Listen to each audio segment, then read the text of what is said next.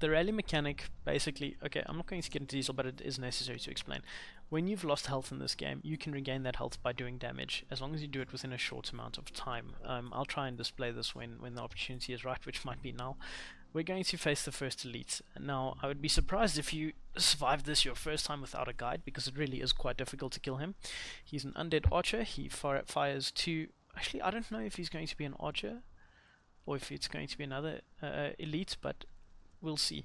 Whichever elite it is, an elite is basically a souped up version of the normal enemy that does slightly more damage, or is a little bit faster, or it spawns allies or whatever, and once it reaches half HP it starts teleporting around. It'll follow you, so you can't escape it.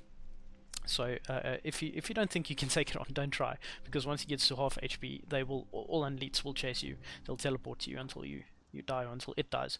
And when it dies, all its friends around it die that it summoned, and it drops a bunch of souls and a nice item or two, and you'll see in the game how they look, because they always are surrounded in vines. Well, not vines, more like stuff. Or they will be found at shrines like these. Okay, let's have a look. Yeah, we've got the archer. Okay, the archer fires 2 arrows. This is actually a tough fight, because you can't roll out of this. You can't roll under the arrows. The arrows, unfortunately, one of the exceptions to the roll mechanic. They will hit you and they will do damage, so you have to sort of jump over it. It's the only way.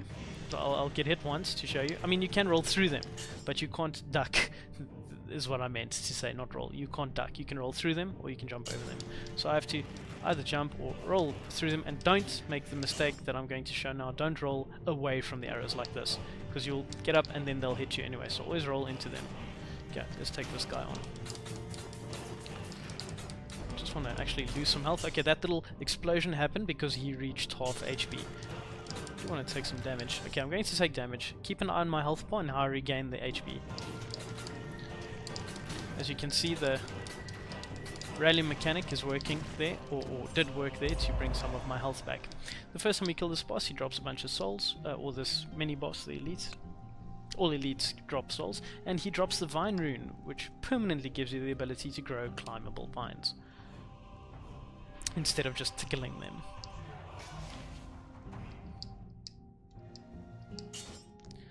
On the right hand side, you can now see we've unlocked the vine rune permanently. Lovely. So now we can actually open this. The game's telling me to heal because I've taken damage, so might as well heal. There we go. Vine rune. I'll just double jump to climb that baby. Get back up here. Lovely. And now we've unlocked a significantly larger portion of the map. Over here. We can climb. And the map is basically the same every time, all maps are basically the same. The layout varies a little, the enemies and locations of things vary, but they'll always have a shop, there will always be a certain number of enemies, they'll provide different weapons and things and scrolls and that sort of thing in different locations, but the amounts are generally the same. And you'll get used to there's this sort of set theme to all the layouts. You'll get used to them with time. Oh, okay. Here's a door that's a souls container, 11 souls for you to unlock. When you're starting the game, to be honest, I would avoid these completely. I don't want to pay for these. You can't break these open either. I wouldn't pay for these. You're gonna get more than so many cells, you won't know what to do with them. I keep calling them souls, but I mean cells. I think you know why I call them souls. Okay, another vine. I can climb this. This is a chest room. Let's see what's in here. Bear trap. Nice. Now we've got 2 abilities. Bear trap, which is a nice crowd control trap, pre-unlocked, and our ice grenade. Lovely. And now we're just gonna breeze through this level again. Lovely. Open. And off to the right here, you'll always find a teleporter, mini teleporter, but we don't have that rune, so this is pointless right now. That just leads to another playable area. But we have to follow this path for now to the ramparts. Ramparts are a significantly higher step up in difficulty, and there's a good chance you'll die there, but if you follow this guide and get used to your movement, you probably won't. As you can see, our new blueprints are ready to use, but we're just gonna unlock the blood sword first. Lovely. And then put some of our cells into gold retention, gold recovery, excuse me. As you can see, it upgrades to a 2nd level. The 1st level only conserves conserves 25% gold, where the 2nd level will conserve 40%. So I'm going to put some more into that. I've only got 16 left, and that progress is saved. Now, as you can see, we've just unlocked the blood sword, so it will drop, and you will have a nice new weapon to work with. And let's replace the rusty sword. This blood sword has... it's blood sword 2, so it's got plus 10% damage, and it fires an arrow in front of you, like this. You see the little arrow. That's a nice little modifier. It's not the best, but it's okay. It'll do. Blood sword obviously applies the bleeding effect to enemies. Let's just fill up our potion and heal. Lovely. And then we can carry on. Okay. That's a new enemy. You can block this, but it fire these projectiles fire through walls. You can block them and you can roll sort of into them. You can jump over them. Oh, that was close. Oh gosh, now his friend has joined in. I don't think these they're called Inquisitors. I don't think they've ever killed me. Normally I'm focusing on other enemies, and then the Inquisitor shot hits me out of nowhere because I didn't concentrate on them, and then they get me. Okay, lots of long drops and chains and big rooms down here. Sooner or later you'll get cornered into tight spaces. I'm taking quite a lot of damage, to be honest. Unfortunately, the game's decided to give us skill scrolls, so we're gonna have to make do with that. As you can see, his damage travels through walls. I'm taking far too much damage here. I'm used to having more potions available, so I've been playing recklessly. I have to. There's the new enemy. These guys are dangerous. They are tough to deal with when you're starting out. They do so much more damage than you would expect such a small creature to do. So just be careful of them. Oh gosh. And they sort of, if you don't have the right weapons and things available, I'm gonna die. If you don't have the right weapons and things available, they can be quite a pain to deal with. I actually don't even want to attempt to take on this room, but I'm gonna have to, I guess. And they've got this weird little attack where they just are uncomfortable to deal with. Got a weird little attack animation. And then I'm gonna have to heal up, unfortunately. Just do nice damage, just cheesing them out, laying traps, hitting them with that before I'd risk my life or more damage, because now my HP, I don't have a potion left, my HP is in a precarious position. I have to manage it quite wisely. This shield is an upgrade from the one I currently have. Enemies burn when they die, which is pretty good. Fires an arrow upward, which can help with those little guys when you block, and it also gives you gold when you block an enemy once. Gold and yeah, it's an okay shield. I mean, it's a shield, you know. Another time door. Don't even worry about these areas. That's for a different path, different route. Now I'm gonna take it a little slower because I've only got 50 HP to work with. That's a shop. Wonderful. Again, weapons are here. Oh, this one gives plus strength. That's not bad. That's actually very good. In fact, I think we're going to take that. Lovely.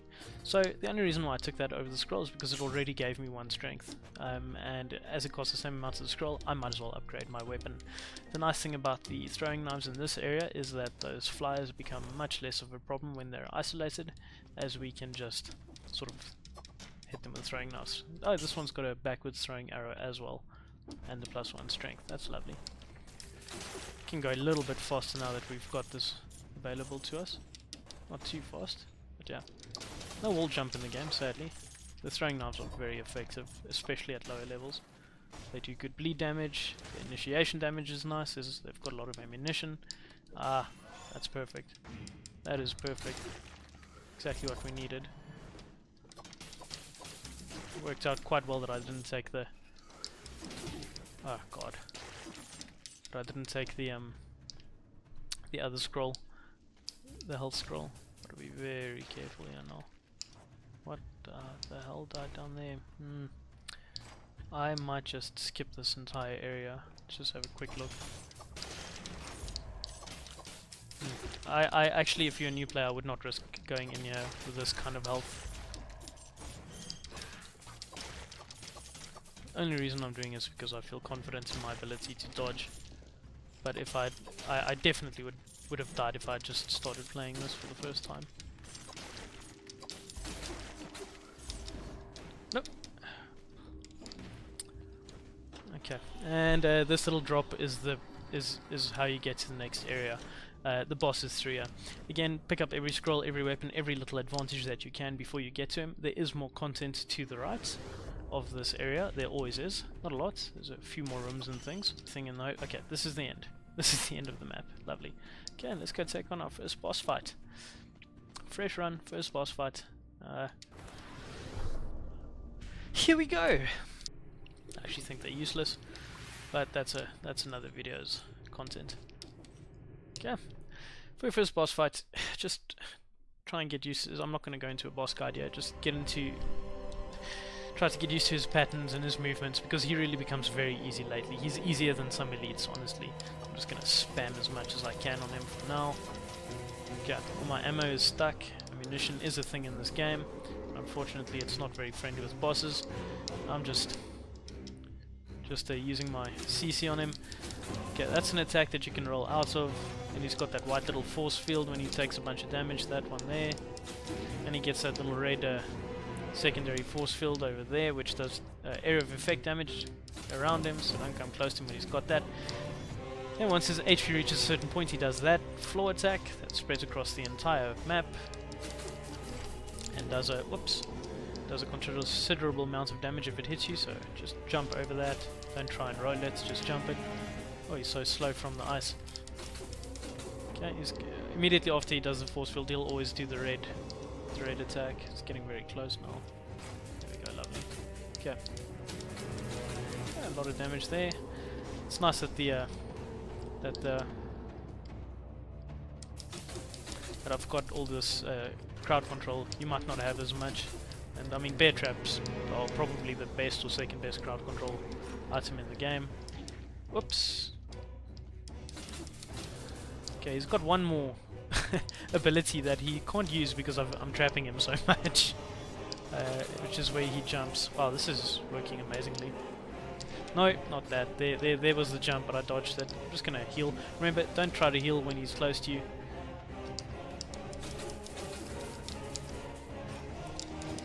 Oops. Okay. You can't jump because the bear trap keeps catching him. And there you go. First run. Fresh player, killed the boss. Easy.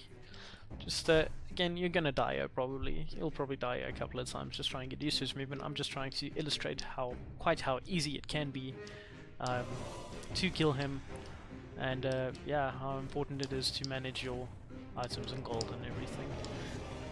He does drop this nice little blueprint, heavy crossbow, one of my favorite weapons, but not very viable. And then you've unlocked the next area. But that's it for this guide. Again, just take away from this, don't stop moving, kill everything, get used to rolling as often as you can. What else? Stick to one skill build one stat build when you're playing this game. Either stick with strength and health or go full skills or whatever. Don't try and balance everything. But when you're starting, I do recommend stacking up HP and strength. Yeah, don't unlock too many weapons. Focus more on unlocking your potions and your gold recovery when you start. Yeah, man, that's about it. Okay, cool. Thanks for watching. Please do like and subscribe if you've enjoyed this and you'd like to see more of the next parts that I'll upload as they come along. After this, I'm going to do the beginner players guide, which focuses on players who've played for about, I would say 1 to 5 hours. Then after that, an intermediate guide for 5 to 15 hours, and then an advanced or sort of not end game really, it's not really end game content, is it, but a sort of advanced player's guide for players who've played for 15 or more hours. Each one focusing on a different route that you can take. This would be the fresh player route, which you'll take probably only once unless you start a fresh game. And then you can only take this route, but it's more about how to take the route. The second one being the more beginner route, the sort of gold farmy route, the long way around to farm up your gold. Then the medium route, which is a bit more of a branchy route, but slightly, well, not shorter, but more efficient. And then the advanced or the expert route, the speedrun route, in other words. I'll upload those as they're finished. I'll do them in that order as well.